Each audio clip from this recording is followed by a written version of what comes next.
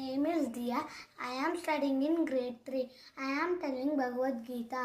पाताय प्रतिबोधिता भगवता नारायणेन स्वयं यासेना प्रतिता मुराणमुरिणा मध्ये महाभारतम् अद्वैतामृतवर्षिणीं भगवतीं हर्षादशाध्यायिनीम् अमृत्वा मधुसङ्गधामि भगवद्गीते भगद्वेषिणीं नमोऽस्तुते व्यासविशालबुद्धे पुल्लानविन्द्याय तपत्रनेत्रः नेण स्वया बालततैलपूर्णः प्रज्वालितो ज्ञानमयप्रदीपः प्रपन्नपारिजाताय धोत्रवेत्रैकपाणये ज्ञानमुद्राय कृष्णाय गीतामृतगुवे नमः।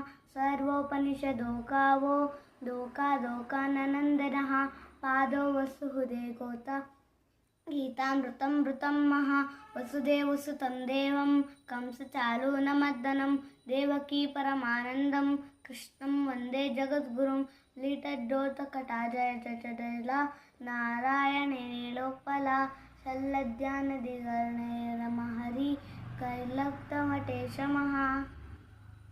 Thank you.